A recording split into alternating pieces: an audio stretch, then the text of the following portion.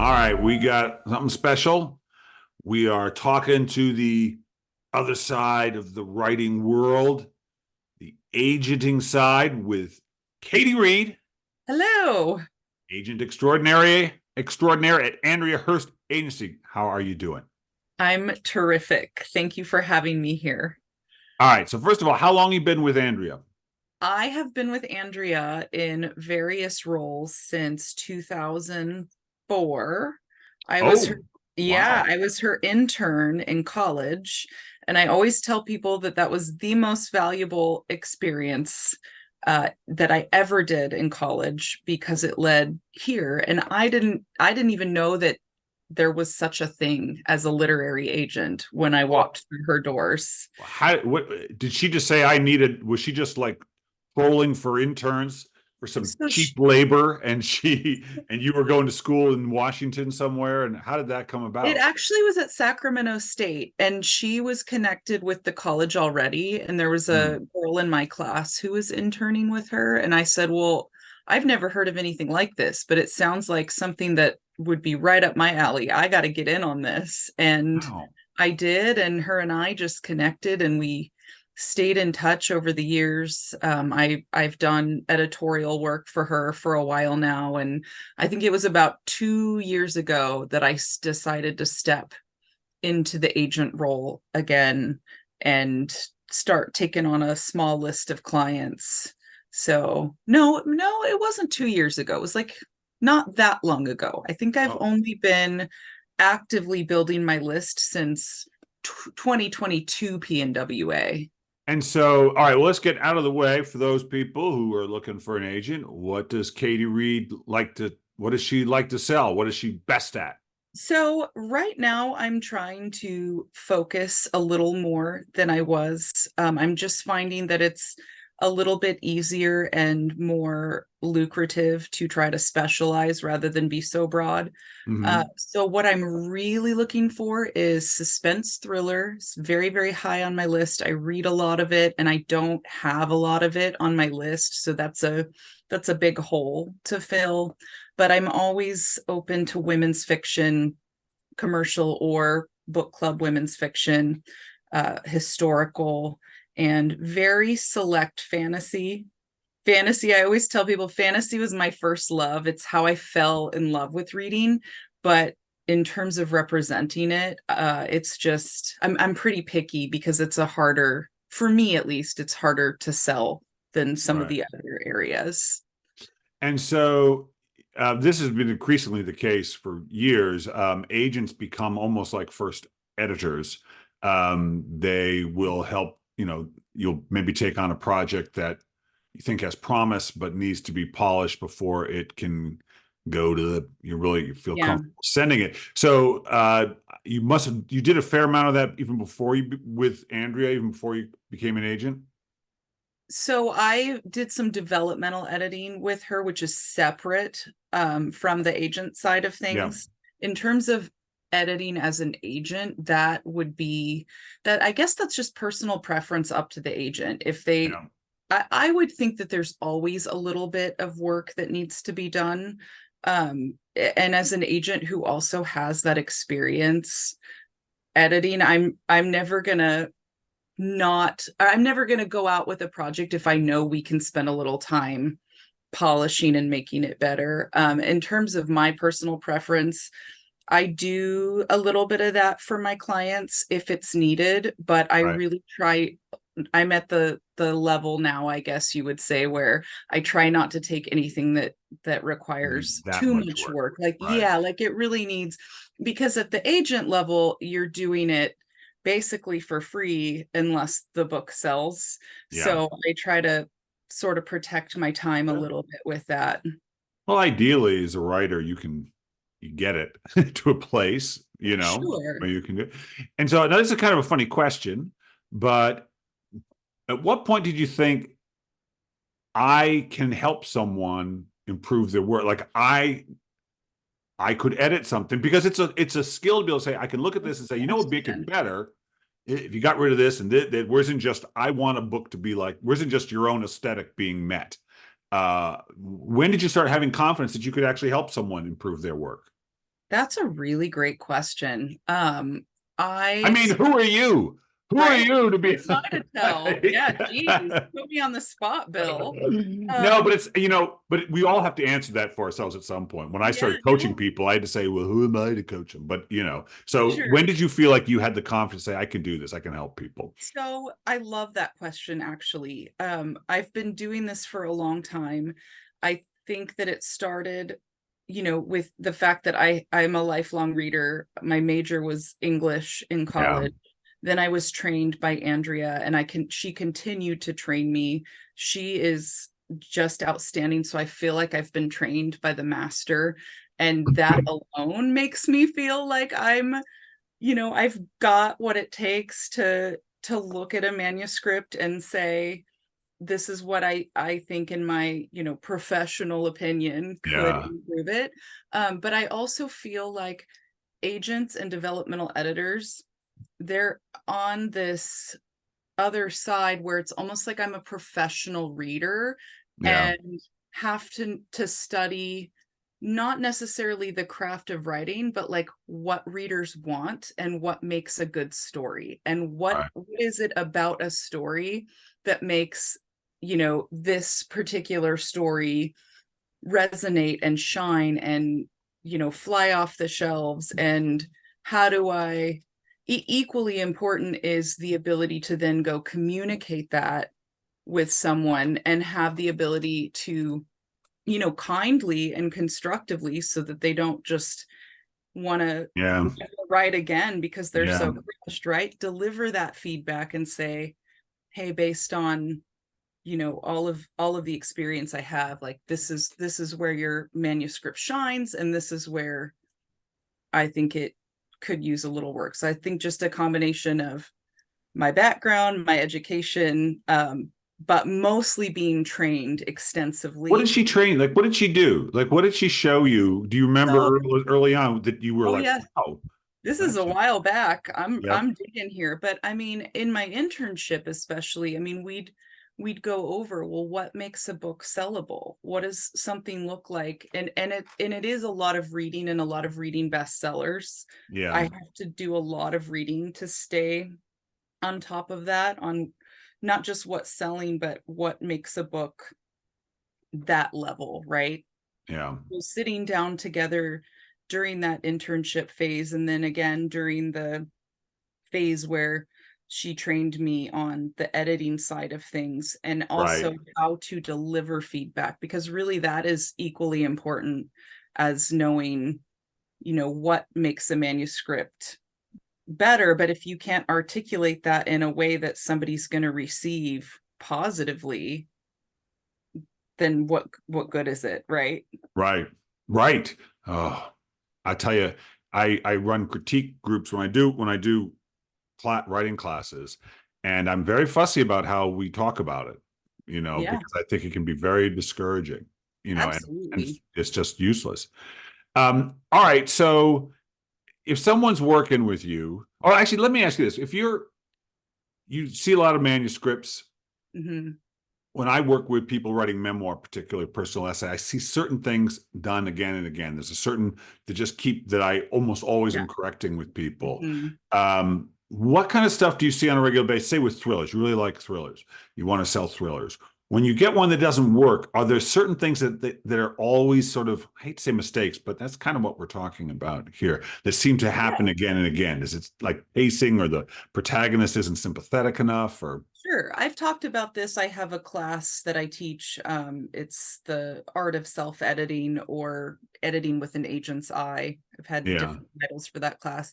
But in that class, we talk about some common things that I'm almost always having to talk about with, I would say, with newer writers. I think one of the number one things is structure, and the story not starting in the right place, right, not having right. enough time to connect before your character is launched on their adventure.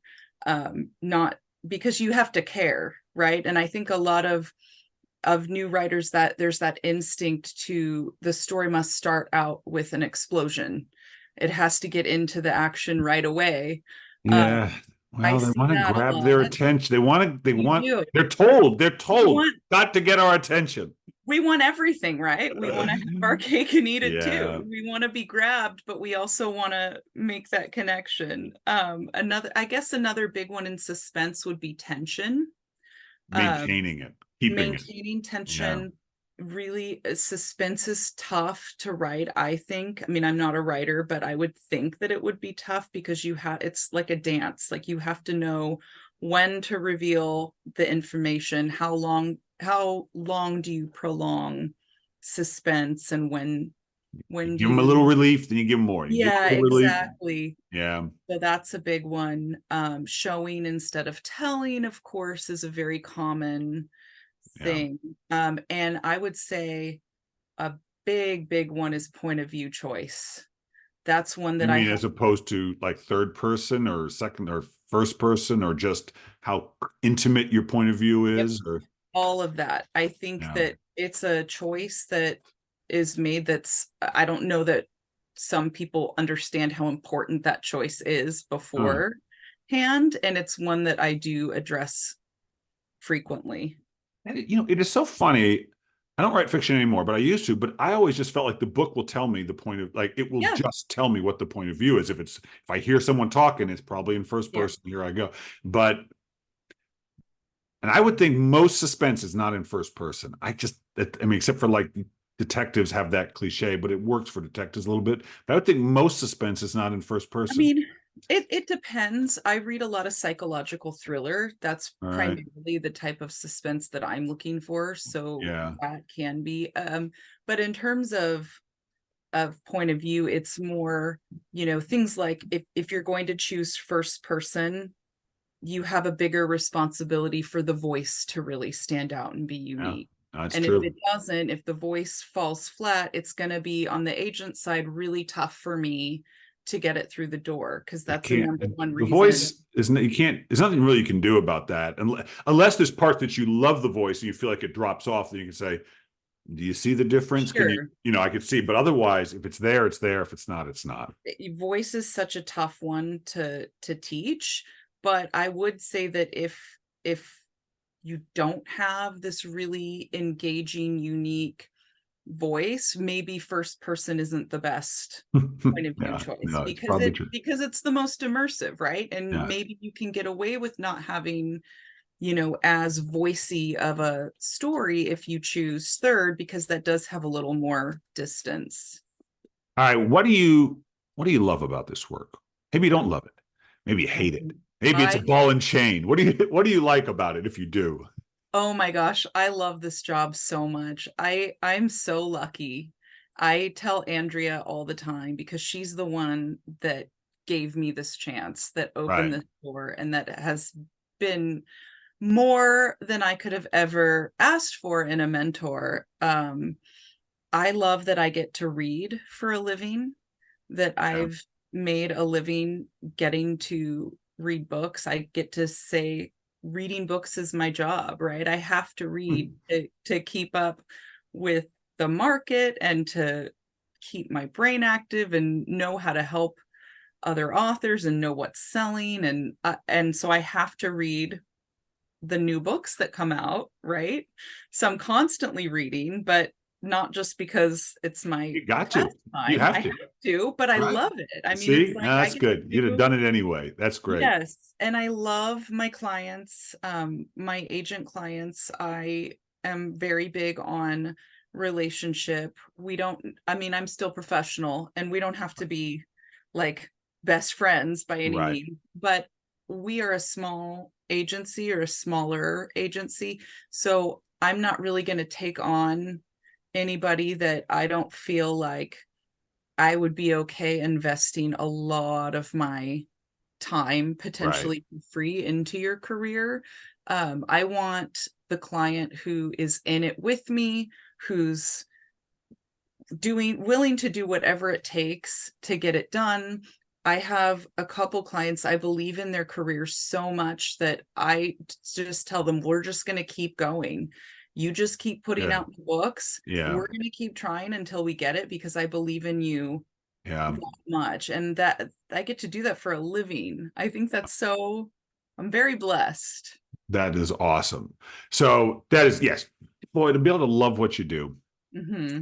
good as it gets. All right. So if some now part of what we're doing here is you will be if people go to the Pacific Northwest Writers Conference, which you must, it's awesome, it's great. Katie's going to Love be it. there, but one of the things you're going to do is you're going to people will have the opportunity if they want to work with you, show you some stuff, get your feedback. I mean, we all kind of know what feedback is, but what can they expect? Like what's that experience going to be like? Yes. So along with Rachel and I are offering those critiques. Yeah. And now I'm of course blanking on which one I'm offering. I can't remember. We had gotten together and decided we would try to like vary it up so that I don't people know. I can can't. choose Don't from ask them. me. But what you can expect is that obviously we're going to read it and have some notes for you on what you can do to improve, whether it's your query, synopsis, first pages. Those Right. The query will really look at keeping things succinct and efficient while using the most powerful commanding language possible, making sure you hit all the points that an agent wants to see in that query and do it in a way that makes them, by the end of your query, they're going, I've I've got to know more. I've got to read that book to find out what happens. Synopsis would be, hitting all of the skeleton of the plot, all the key Right. point. I think agents aren't as critical of them, from what I've gathered from talking to people in this industry, but you still want something polished that you can submit. And then the first 10 pages would really be looking at, does it effectively pull them in? That's really Yeah. the biggest thing, Right. because I think the average, I talked about this in my class that I taught actually at PNWA, because I polled a bunch of agents to ask this question because I was curious, wanted to know how many pages will you read before, if you're not Yeah. pulled in, you'll put it down. And the average answer was 3. Yeah. No, I totally believe that because I if I'm reading a book, honestly, in Hmm. the first page, I better be like I better like your Right. voice. Because I kind of feel like I know your point of view. And do I Sure. trust you or don't? It's I'm fussy, but still, like I know kind of and it does and it usually repeats itself. So your point of view is Mhm. going to come in pretty fast. And then it's a matter of sort of how it unfolds. But I can put something down pretty darn fast if I Sure. just can feel the way they're going. And I would think agents would be similar. I know when people have sent me essays, the first paragraph I just know like they have not got the juice for my tastes. Right. And Yeah. it's similar for two reasons. One, agents are buried in submissions, so they just really don't have the time all the time to see if it gets better. I mean, Yeah. minus if maybe they've met you at a conference or they Right. know And the yeah. concept or you have a platform. But the other reason is that, on the other side of this coin, I have to go take that project and convince editors at publishing houses that it's amazing. And if they can't get past the first 5-10 pages, Right. I can't sell it. And I know Yeah. this enough. I've done this enough to know that it's crucial. So that's what we would Yeah. be looking at in those first 10 pages is, does it pull me in, and do I care enough about this character to want to go on this journey with them for the next 400 pages of Right. my time? Mhm. I will tell you as a writer, it's a strange thing. You want to be engaging out of the gate, Mhm. but if you start thinking too much about being engaging, you suddenly lose you can try Yeah. so hard to write a good first 10 pages that it just becomes this sort of contrived and wooden thing. And so you've got to kind of trust something, Mhm. but you can't overthink that. I know. I mean, I'm Sure. speaking now to our writers who are listening. She's absolutely right. You got to have strong first 10 pages, but you can't manufacture those.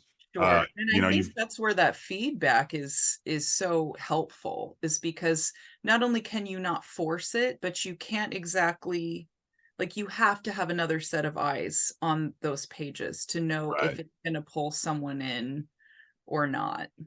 I always say one of my mantras. In fact, your boss sold the Oh, book Fearless Writing. That was yes, she. she For did. full disclosure, it was She her sure did. idea. She was sitting with me at PWA, say, "Hey, you should write a book," and I did, and we sold it. But the mantra of that book was, "You can't care what people think about your stuff," which I know sounds weird because you're getting feedback, but as when you're writing, you cannot care what people. You Sure. cannot do it. But there is a point at which someone you can't always know if you're showing and not telling. Sometimes you don't know if you've shown it. Like, is there enough Mhm, information? Is there too much information? And this is where good feedback is so helpful. mhm. I already got the joke. I know. You don't need, oh, why is he doing that? I don't know. So it is so helpful having a professional like Katie who can tell you if they're getting it. Because the one thing you can say, I'm sorry I'm going on about this, No, but you're one thing you fine. can for sure say, you can never say what will improve. My wife published a book with Viking. They gave her suggestions. She didn't take any of them, but she improved the book based on their suggestions. And they sold it and I they think bought it. I would really enjoy her. Oh, she's great. There's that, but is no one can write your book for you, but they can say to you, I don't get it. This Yes, is slow. Like this seems to not be moving. This you seem to think it's funny, but I'm not laughing. You seem to think it's tense, but I feel no tension. I think that we can always say, like, why is he doing that? I don't know why he's doing that. It doesn't make any sense to me. And right, isn't that kind of? I I mean, agree. And I think a good editor, and this is maybe just my personal philosophy, unless somebody comes to you and is asking specifically for help with plotting, or some of my agent clients, we tend to work a little more collaboratively. A good editor is holding up a mirror and using, their all their experience and everything they bring to the table to say, this is what maybe isn't quite working for me, but I'm not here to tell you how to fix it. I'm just here to say, things like, well, I wasn't quite pulled in enough to keep turning the pages, right. or this plot thread felt a little underdeveloped to me. I wish that I would have had more, or there's not enough conflict. I'm not here to tell you How to there's not fix enough that? conflict and here's exactly what Yeah, I think you yeah. should do, because it's your book, and an editor shouldn't trample someone's vision ever, or write it for them. All right. Here's the hardest question I'm going to ask you. This is going to be the hardest. Maybe it'll be the easiest, but the publishing world is changing. I just had a phone call with a writer friend of mine who's been a New York Times bestseller and is now feeling very gloomy, very gloomy. And the publishing world's changing. Independent publishing has changed it dramatically. Amazon, for good or evil, has changed it. Tell me why, as someone who prefers traditional publishing, why I should continue to be optimistic about that way of sharing my work. Bill, what kind of question is this? I told you. I didn't ask um Rachel this. I should have, but I'm asking you. that's not fair. Do what you can. Do what you can. Okay, why should someone still feel optimistic about sharing their work? Traditional publishing, but going that route. Well, from an agent's perspective, I can say, and I guess you would have to ask my clients. Maybe I'm speaking for them, but hopefully they will confirm this is true, that if you find an agent who believes in your project, like, they're going to be its champion and do everything that they can to get that book through the door. And I've had, I've had clients on both ends that I've sold and that I've not sold say, no matter what happens, like, this has been a terrific experience, right? So I think getting to that level where you have that partnership and that collaboration and connection with your agent, it's only going to step up your game, essentially. As far as being optimistic about selling, I once heard someone say, and I thought this was very profound, and I wish I could remember her name because she was at PNWA. She said something to the effect of, if you're going to be a writer, and if you are a writer at heart, you can't focus on that end result or what you think it could potentially get. You have to do it because, like, you couldn't ever potentially stop or do anything else. It's in your blood, right? It's the transformative power of it versus whether you sell or not sell. And if you're ready to give it all up because publishing's harder, then maybe it's not for you. But if you really have it in there, and I'm not a writer, so I'm just speaking from what other people have said and what's kind of resonated with me, is if you really do have that in your heart, what choice do you have? What does it matter? That's Those characters are not going to let you quit. Like you're not going to be able to live your life not writing that story anyways. So I guess maybe don't get too hung up on the outcome. I don't know. I no, don't know if that's no, it's good. It's a good. You good really answer or can't. not. I was just talking with I had a client yesterday, and I was like, I know you want this outcome, but if you're not having fun, you Mhm. will stop doing it. And it's hard. We really have to focus on the pleasure of the experience. And it doesn't mean you Right. give up, but I think that all the outcomes we want are a natural step in the correct process. That if you focus on it in the right way, it will naturally come there. But it's Right. hard. It's hard. But yes, It is hard. working with agents can be a lovely experience. You have a friend, you have a partner. It's really nice to have, because it's a kind of a lonely thing we do. But to have someone like Katie, you can confer to, she can get the rejections first if they come in, and she can deal with them before she. That's the worst part of the job. Yeah, nobody You didn't likes it. ask me what the worst part of the job is, but that's Nah, it right it's the there. I same for hate that everybody, part. man. We don't like it. We want, but you just want one. You just want one. Yep, You just want absolutely. one. And that's all it takes. Okay. All right. Well, listen, that was a good answer. That was a good answer, even though That you're was a not right. hard question. Well, It's hard because this industry is like there's no guarantee, right? And we know no. statistically like the window is really small. Nah, blah, blah, blah, blah. I can't think about that. You can't think No, about the don't think percentages. about It'll that. drive you Exactly. crazy. You That's just not do what it. it's all about, right? No. And at the end of the day, there are so many other avenues to get your story into the hands of readers, even if it's not, you know, traditional or bestseller or on the shelf at the bookstore. I mean, there's so many options we have now that Yeah. that's really a plus too, I think, for authors who at the end of the day just want people to read their book and enjoy it. Well, Katie, this has been a lot of fun. And to all our listeners, if you can beat the PWA, I would recommend signing up with Katie. Best Worth your conference while. ever. It's my favorite conference. Well, we love having you. We love having you. Katie, Thank thank you you. so much. Thank you very much.